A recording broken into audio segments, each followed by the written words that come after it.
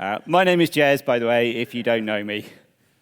Happy Christmas. From me too, we're continuing our Christmas Unwrapped series, so this is our last one. Oh, no. Down. There we go. Last time I tried to use this and the feedback was that I should have switched it on. I have managed this time, but I just need to remember to press down. Down is forwards. Okay. So, has anybody here ever felt in your life that maybe you just don't fit in? Anyone ever had that experience? Okay, I've definitely had that experience. Quite often when I've been abroad, and I've just looked a bit different to everybody else. But we might have that feeling in lots of different settings. Now, I've got a picture here of one of our nativity sets at home. Now, this particular nativity set, we have a lot of them, by the way. I don't know quite why we've got so many. We have a lot. But in this particular one, it's actually also an advent calendar. So below there are some little doors that you open and you put the characters on. So if you're very eagle-eyed, you might spot there are some quite crucial characters who are missing at the moment because they're in doors, in the last few doors. You might also spot that one of the angels looks like they've been drinking a little bit. A bit too much eggnog there. But can anybody tell me, who are the people that I've put that red circle around? Anyone tell me? Shout it out. Wise men, yeah, very good. Anything else they're known as? Kings. Anything else? Magi, very good. Okay. So we're very used to these guys in nativity sets, and if you are one of these people who is blessed enough to get to watch one of your children's nativity plays, we're very used to these characters being part of it, aren't we? These three kings or wise men or magi, which is what the Bible actually calls them. But actually back then, they would have caused quite a stir. In fact, they did. We're going to hear their story in a moment. So Catherine's going to come up in just a moment and read to us from Matthew chapter 2, 1 to 12. But we're very used to these guys, and we don't bat an eyelid at the fact that they're part of this nativity story. But actually, at the time, it really did cause quite a stir. So, Catherine, would you mind coming in and reading that story to us? The Gospel of Matthew, chapter 2, and the reading, as Jez said, will be from verse 1 to verse 12. So, Matthew, chapter 2, starting at verse 1.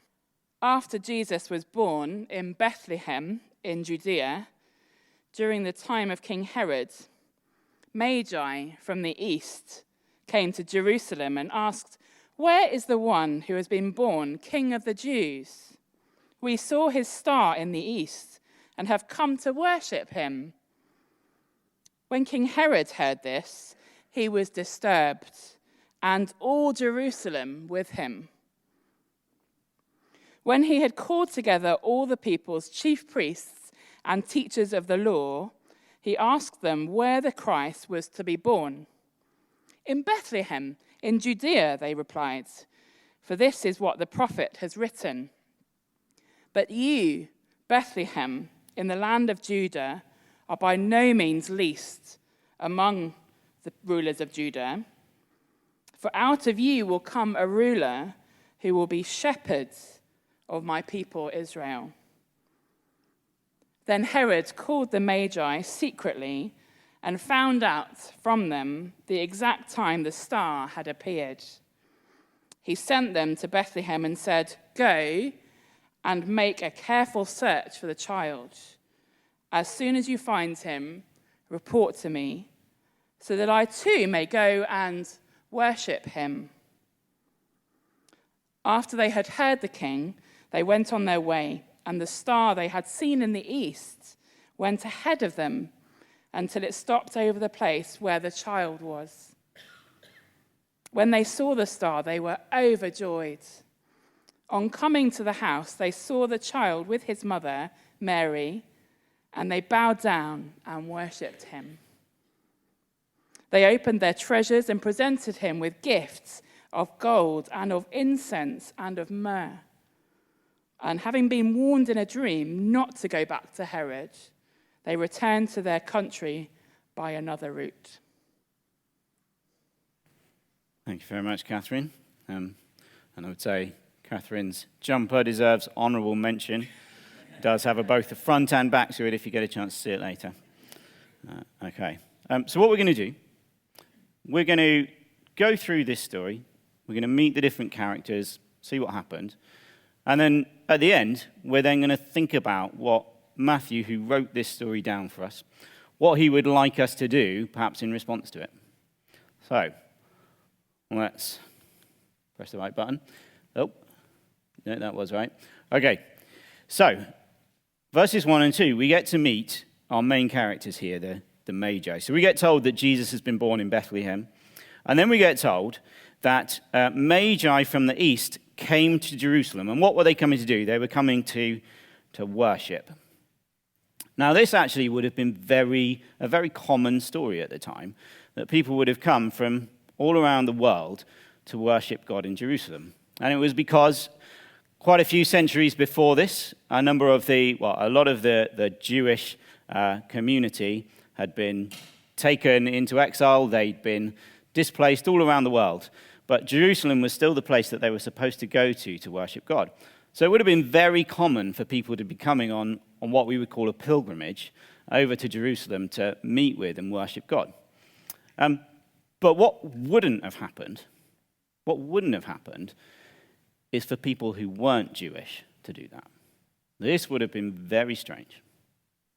And we don't actually know where they're from. We're pretty sure that they weren't Jewish. We don't know exactly where they were from, but they probably would have dressed quite differently to the Jewish pilgrims. They probably would have looked different. They might have had a different color skin or just very different features to your typical Jew.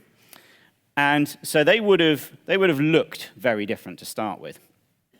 And then not only that, but these guys were Magi. Okay? They weren't wise men. They weren't kings. That is a kind of nice sanitized version of Magi. If you were to find all the times that the word Magi was used around this time in history by the Jews, it would never have been used very positively. It would never have had kind of good connotations to it, because Magi, they were people who would be seeking knowledge from God, not necessarily the God that we know, the God of Israel, but they would be seeking knowledge from God through ways that were forbidden practices. And we don't know exactly what practices these guys would have used, but we do know one of them, which is they would have done astrology, which you were banned from doing if you were Jewish. That was not allowed if you were part of the Jewish heritage. You were not allowed to look for stars that would give you special signs in the sky. But that's exactly what they were doing. They were following this star that they had seen for the boy born king of the Jews. And so they would have caused quite a stir, because they would have been outsiders. They would have looked different, and they were doing stuff that would have been very much frowned upon by the locals. Now, they seem to be quite wealthy, so they probably wouldn't have actually been treated badly, but more likely they just would have noticed people pointing at them or whispering about, "Oh, have you seen the Magi coming?" And they would have felt like outsiders. That's how they would have felt. They would have felt like they stood out like a sore thumb. So, Matthew's introduced us to the Magi. Let's see who we meet next. Now, in verse 3, we meet the angry king. So when King Herod heard this, he was disturbed, and all Jerusalem with him. Now, when we read that, we could actually slightly misunderstand that. We could think that Herod was disturbed, he was worried about this news, but also the whole of Israel was worried about this news, right? That's not how Matthew meant for it to be understood. So Matthew, who wrote this, he was writing to a group of people who knew all about Herod. Herod was a brilliant politician. He was an incredibly ambitious architect. He built some amazing buildings in first century Israel, or north century Israel, I guess. But he was also a completely paranoid leader who was famous for killing anybody that was considered a threat to his throne. And probably a lot of us know what happens later in chapter 2. We know about something awful that Herod did. Anybody shout out what Herod later did? killed all the babies in Bethlehem, all the baby boys. Actually, some people find that a bit far-fetched, but it was totally in keeping with Herod's character.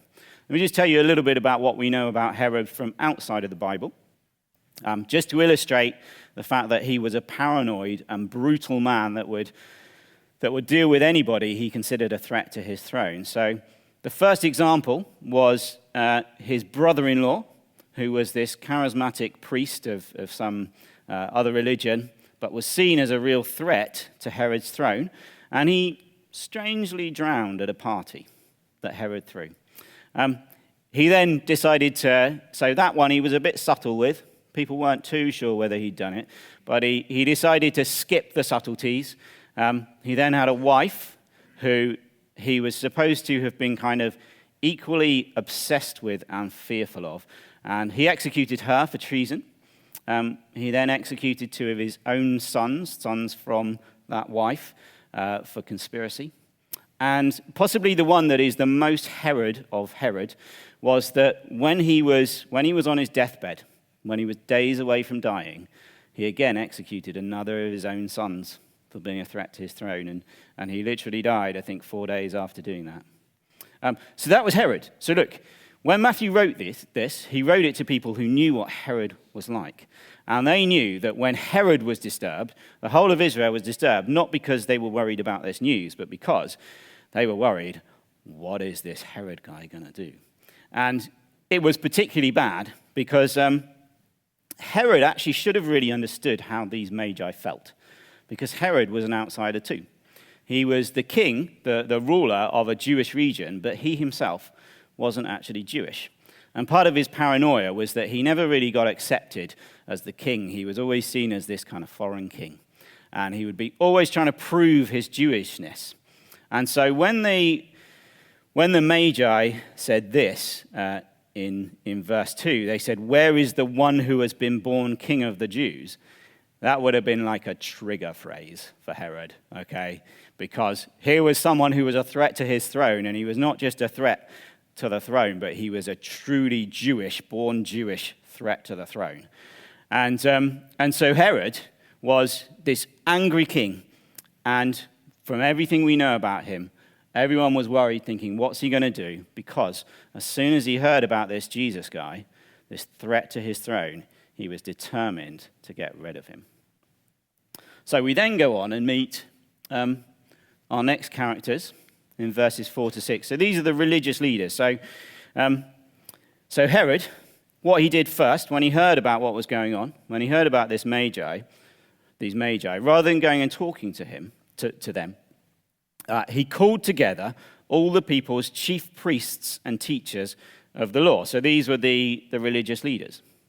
And he asked them a very telling question. He didn't ask them where a king of the Jews was to be born, but he actually asked them where the Messiah was to be born, which is even stronger, a more important role than a king of the Jews. This was one who was going to come and save God's people. So Herod really understood that he was going up against God. But we meet these religious leaders, and what are they like? Well, these are the characters in our story who would not have been outsiders. They would have been wearing the right clothes. They would have been saying the right things. They would have been well respected. And not only that, but they really knew their Old Testament Bible as well. When Herod asks them this question of where is the Messiah to be born, what do? They pick up their Bibles and they quote exactly the right thing and give exactly the right answer, don't they? They get it completely right. Okay, so we've met our characters now. We've got the outsiders seeking Jesus. We've got the angry king who wants to have Jesus killed. And we've got these respectable religious leaders who just sort of pop up and then go away. They're almost irrelevant, really, apart from the fact that they know where Jesus is going to be born. So where does Matthew take this story next?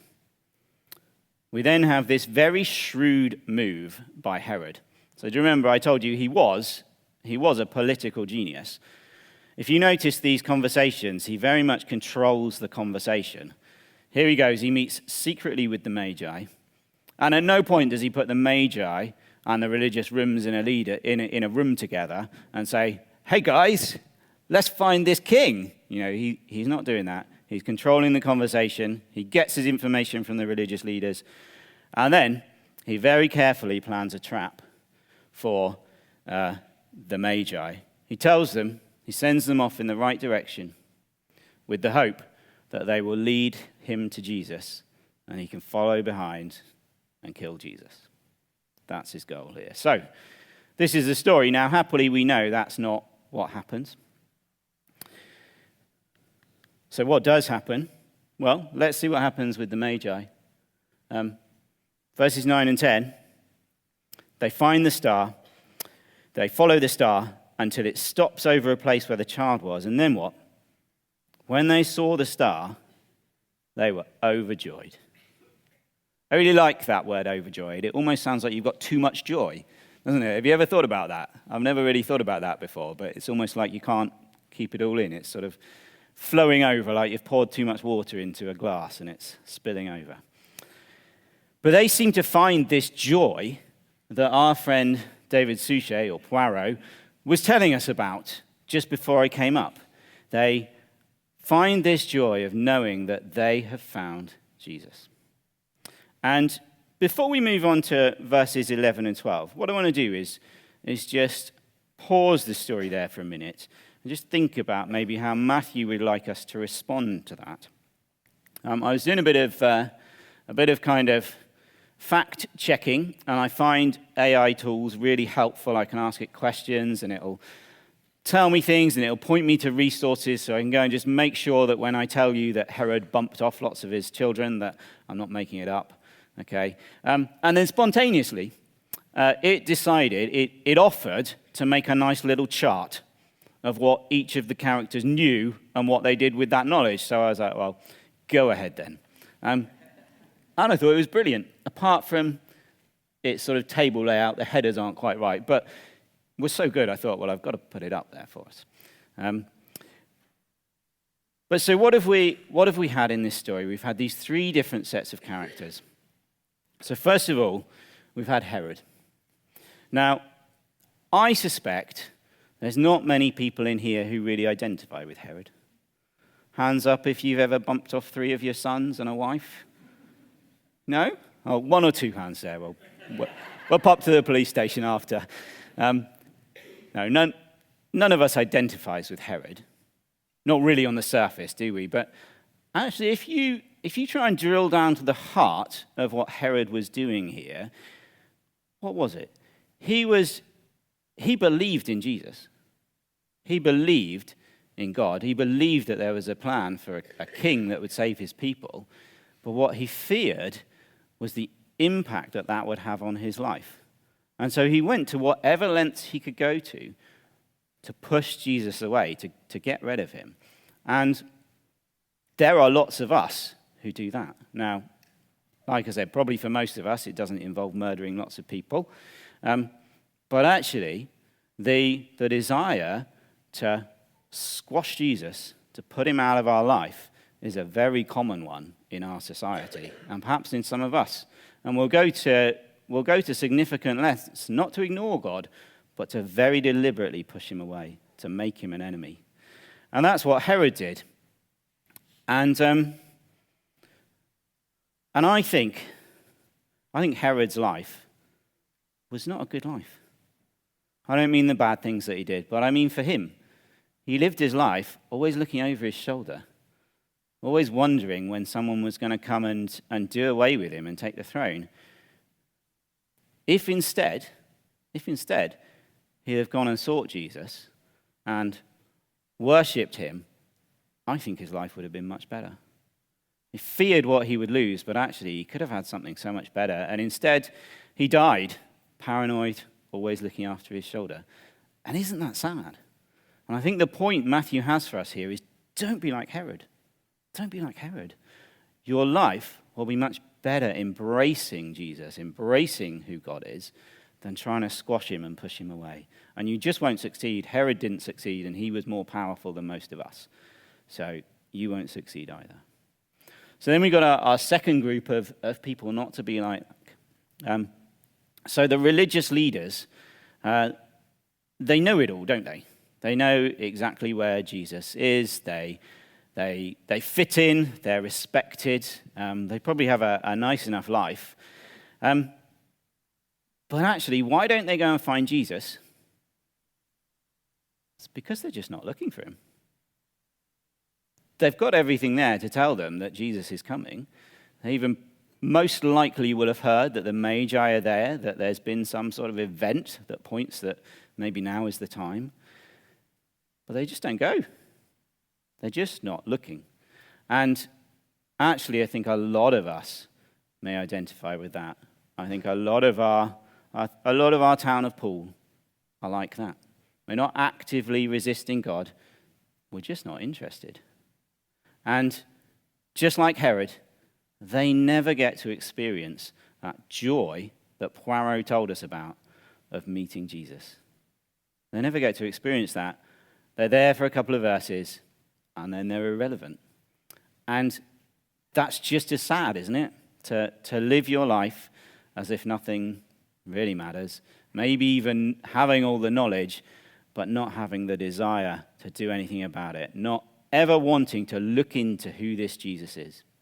And if you're maybe someone that doesn't know Jesus right now, and you're sort of not sure, I want to encourage you, don't be like these guys. Don't miss out just because you don't even care, because you don't even try. These guys missed out on that joy that David Suchet told us about because they didn't even look for Jesus. So then we've got our last set of characters, and they're obviously the guys that Matthew wants us to be like, okay? Here are the Magi, okay? They're the outsiders. They would have felt like outsiders, and they had quite a hard journey, didn't they? They came from probably a long way, and they went to the wrong place to start with, and then they maybe unwittingly were part of this kind of sinister plan of Herod's, and then eventually, by keeping on going, they found Jesus. Now, I asked at the beginning if anyone ever felt like they didn't fit in from time to time. And I think all of us pretty much had our hands up. What for me can be really sad is that often church can be one of those places where we can most feel like we don't fit in. Maybe not if you've been part of a church for a long time, you might not feel that way now.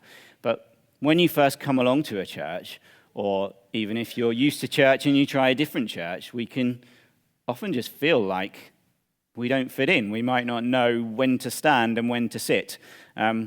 I don't very often go to Church of England churches, but when I do, it's always my big fear of will I stand at the wrong time and sit at the wrong time, or will I read the wrong bit of bold stuff, because it's just not something I'm used to, and I feel kind of out of place. And often the churches, I don't think, have any desire to make anyone feel like they're outside, and yet you can go to one and you can feel exactly that way. But I think what's amazing about this story, and what I really want to encourage you with, particularly if you're sat there thinking, I didn't even understand his joke about Cain, it doesn't matter. It doesn't matter to God. So we've got these guys who, they don't fit in. They even go about looking for God in a way that he's expressly forbidden. They even do that, and yet that's not the thing that matters. The thing that seems to matter to God in this story is that in their heart, they want to find Jesus. And they are the only ones in this story who do find Jesus. They're the only ones who feel this joy that David Suchet told us about, this overflowing joy. And they are the only ones, in fact, that God actually speaks to directly. In verse 12, you might notice that God, even though they're not looking for him in the ways that maybe they're meant to, God still speaks to them. And so I think the message Matthew has for us is don't be like Herod. Don't try and squash God out of our lives. Don't be like the religious leaders in this story who were just apathetic. They just didn't care. But be like the Magi. And don't worry if you don't feel like you fit in. That's not the point. The point is they really wanted to find Jesus, and they just kept going until they found him. And they found that incredible joy. So, be like the Magi. Now, still got 2 verses left, verses 11 and 12. Let's see how this story finishes. I'm not going to major on verse 12. If you have a look at it, you can see that's where God sends a dream to Herod. But it actually mostly sets us up for what happens next, which is how Jesus escapes Herod's evil plan for him. But in verse 11, this is what happens. So on coming to the house, they saw the child with his mother Mary, and they bowed down and worshipped him. They opened their treasures and presented him with gifts of gold, frankincense, and myrrh. Now, this is, again, we've got nativity sets, haven't we? Probably most of us have either got one in our house or seen one. So we're very used to this scene of three kings or wise men or magi bowing down and giving gifts to the baby Jesus, aren't we? But I actually think it's really weird. Does nobody else find it very strange that here they are worshipping a baby? Okay, now, I love babies, okay? I've been honored to be able to, along with my wife, bring up two of them. They're very cute. They do bring a lot of joy. And although sometimes I'm amazed by things like what comes in their nappy or what manages to come out of their nappy, they're not impressive. Babies are not impressive. Okay, they look incredibly cute in Christmas outfits. They really do. But they're not impressive, are they? I mean, you have to do everything for them. You have to wipe their bums. They can't do it themselves. They can't do anything themselves. You have to look after them entirely. And I find it weird that here are these magi that have traveled half the world to bow down to a baby, and not only that, but to give him gold, frankincense, and myrrh. I mean, that is the last. I would not have given gold, frankincense, or myrrh to either of my babies or any babies I came in contact with. So what's going on here? It would almost make a lot more sense, wouldn't it, if this had all happened maybe in 33 years' time? Okay, so I don't know exact times, but about 33 years later, Jesus would have lived as this incredible teacher, an incredible worker of miracles. He would have died on the cross. And if you don't know it, the core belief of churches, of Christians, is that Jesus dying on the cross paid the debt for my sin that separates me from God. And so because Jesus died there, I can seek God and find him, just like these magi did. And not only that, but would have been resurrected. Okay, by that point in his life, Jesus had done and said some impressive stuff. Okay, and it would have made a lot of sense for these magi to be bowing down to him and giving him their finest gifts. That would have made a lot of sense. But that's not what happens in this story. And I think that's the point that Matthew is making. I think the point is this, is that the magi, they weren't worshipping Jesus for what he'd done or what he'd said. They were worshipping Jesus for who he was. In fact, it's right at the start when they say that we're seeking the child who has been born King of the Jews. Do you understand? They're saying we're not here to worship someone who's done amazing stuff. We're here to worship the person who is an amazing person. And what I want to encourage you with is this, that if you're someone who is trying to be like the Magi and you're looking for Jesus, it's very easy for us to hone in on what he did and what he said. And he did and said some amazing things, and you should look at them. But behind all of those things is who he is. And if you're looking for Jesus, what I want to encourage you with, whether you're looking for him for the first time or you've been looking for 50 years or even longer, I want to encourage you, don't just look for the things he's done or said. Look for who he is, because it's who he is that's worthy of our worship. And I think the Magi maybe didn't even know the half of it. They knew he was born King of the Jews. Herod understood he was going to be the Messiah. Did any of them know that he was the Son of God? I don't know. Did any of them know that he was part of the what we call the Godhead, so the Trinity? He was God himself. He was part of God in the beginning, that he'd been the creator of everything, even the Magi, even us. Did they understand that? I'm not sure. I'm not sure they did, but they still understood that this Jesus was not just going to do amazing things, but he was an amazing person. They understood that it was who he was that made him worthy of worship. And so what I want to encourage you with is, if you're looking for Jesus, look for who he is, not just what he did and what he said. And if I could summarize it all into one line, it would be this: be like the Magi. I'm going to ask the worship team if they would mind just coming down now. So what I want to finish by asking you to do is this: we've got a few minutes we're going to sing. Let's use this time to help us look to worship Jesus for who he is. But let's not stop there. We've got Christmas, which is a great reminder. I know some of us find it a bit funny to remember Jesus as a baby, don't we? When it would make far more sense to remember Jesus as this risen, glorious, almost terrifying being that sits at the right hand of God, who's done some amazing stuff and will be like that forever. But actually, remembering Jesus as a baby is a helpful reminder that it's who he is. That's what's important. So let's use Christmas to do that, but let's not stop there.